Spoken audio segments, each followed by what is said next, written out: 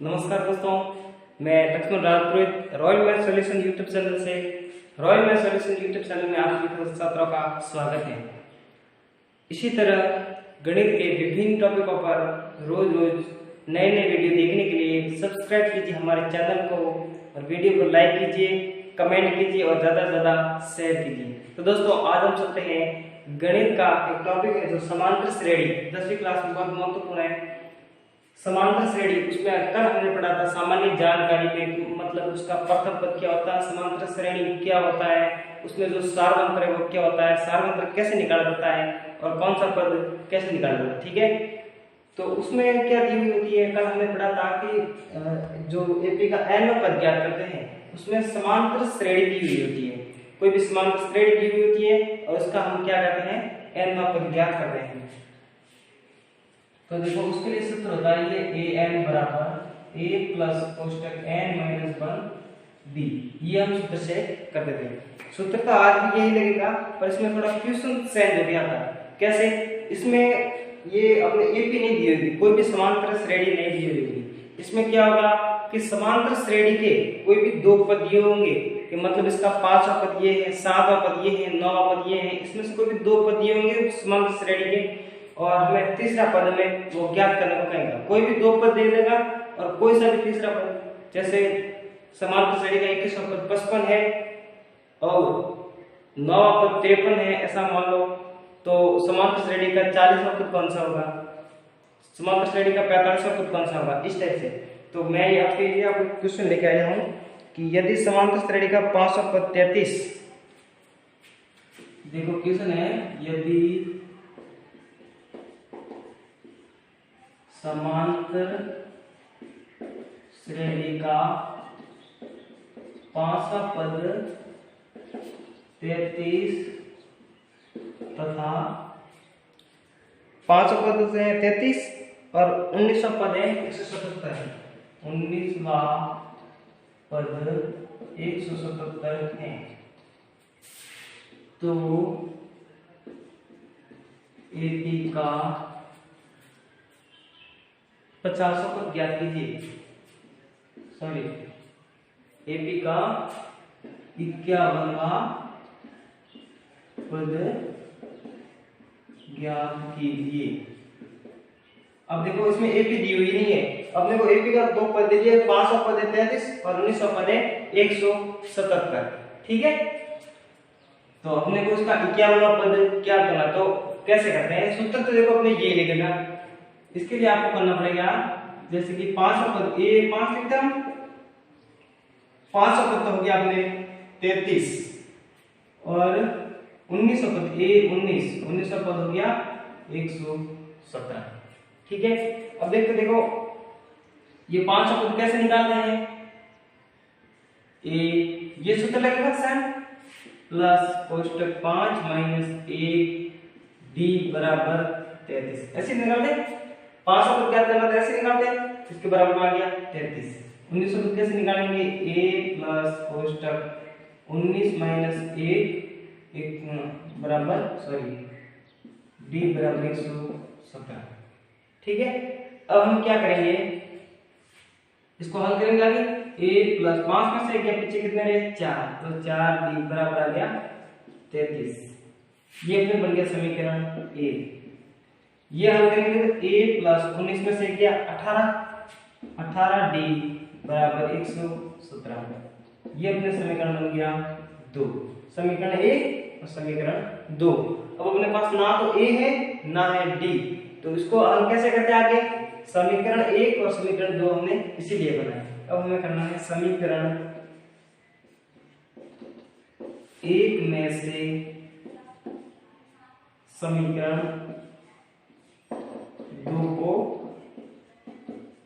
घटाने पर हम इसमें जो दो सर्वाधिक समीकरण होते हैं उसकी अलग अलग विधि होती है हल करने की, जैसे प्रतिस्थापन विधि है, विलोपन विधि है, ठीक है, वज्रगुण विधि है। तो हम इसको करेंगे आज विलोपन विधि से हल करेंगे।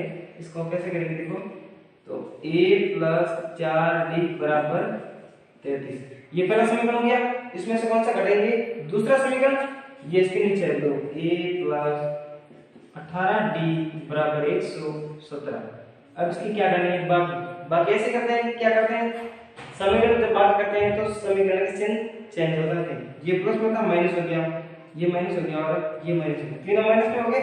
अब ये प्लस का ये माइनस का कट जाएंगे, 4 प्लस का 18 माइनस का बाकी होगी, 18 में 4 के पीछे 14, इसके लेंगे माइनस के, क्योंकि 18 है जो बड़ी संख्या है और बड़ी संख्या किसमें है, माइनस में, तो किसमें आएगा, माइनस में। अब 117 में से 33 घटा दो, क्योंकि 33 में 17 नहीं करते तो उल्टा घटा दो, तो कितने आएंगे, 7 में से 3 गए, पीछे रहे 4, और फिर 11 में से 3 गए, पीछे रहे 8।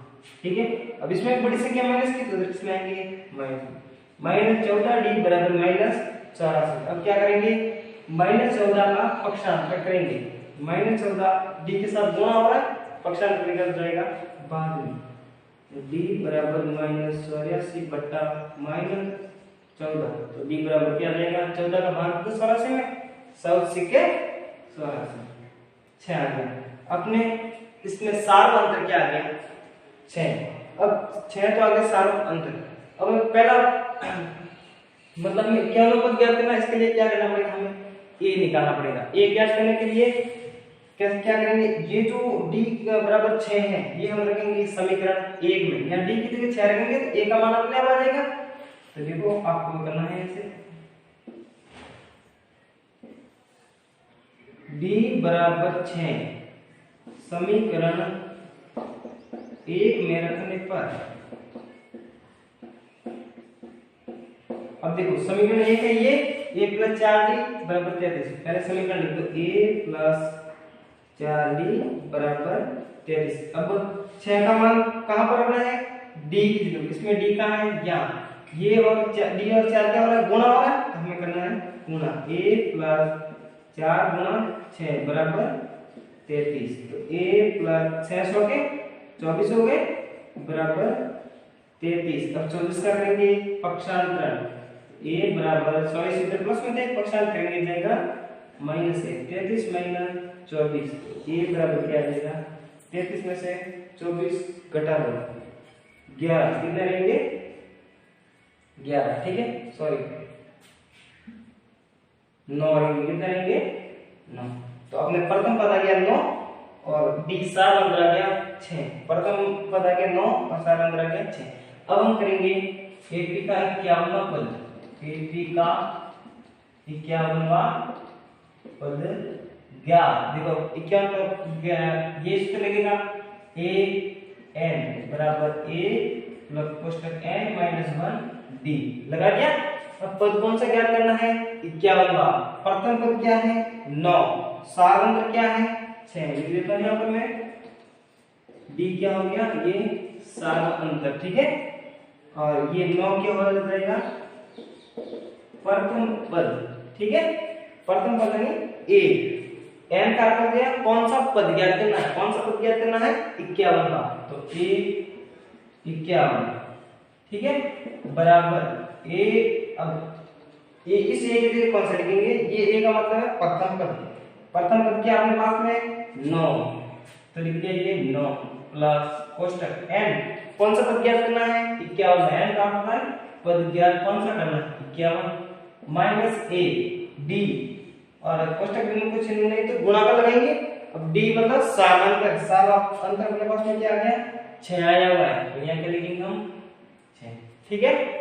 अब a 51, अब हल करते हैं, 9 का 9 प्लस 51 में से 6 के पीछे रहे 50 गुणा 6, ठीक है, a 51 बराबर 50 और 6 का पहले गुणा होगा, बॉडमस के नियम से यही होता है कि पहले सबसे पहले बड़ा कोष्टक सॉरी छोटा कोष्टक करते हैं, उसके बाद में भंजला, फिर बड़ा कोष्टक, उसके बाद में का को हल करते हैं, फिर बार होता है, फिर गुणा, फिर जोड़ और बाकी, इस टाइप से इसमें सबसे पहले होगा गुणा, ठीक है, 9 का 9 देगा प्लस 50 और 6 का गुणा करके 6 का 0 से गुणा किया 0, 6 का 5 से गुणा किया 6 पंजा 30, अब 9 और 300 को जोड़ेंगे तो ये a 51 बराबर क्या देगा 309, आपको लिखना है अतः इस AP का या इस समांतर श्रेणी का कौन सा 51वां पद? 51वां पद 309 है। ठीक है दोस्तों, तो इसी टाइप से आपको अगर कोई भी समांतर श्रेणी के दो पद दिए हो और तीसरा कोई अलग पद ज्ञात करने के लिए दे दे तो आपको इस सूत्र से इस टाइप से हल करना है। पहले आपको इस सूत्र को लगा के कौन से पद है उस पद का फॉर्मूला लगाना है। सूत्र लगा दिया, फिर दोनों को समीकरण बना लेना है। समीकरण 1 और समीकरण 2 नाम दे दो और फिर समीकरण 1 में से 2 घटा दो विलोपन विधि से, या फिर आप प्रतिस्थापन विधि से करना चाहो तो भी उससे कर सकते हो। ठीक है, जब आपके डी निकल जाए या ए निकल जाए, दोनों में से एक आएगा, या तो डी निकलेगा या ए निकलेगा। ठीक है, तो ए या डी में से एक निकल गया तो उसके बाद में आपको क्या करना है, अगर जो निकला है उसको समीकरण 1 में रखना है।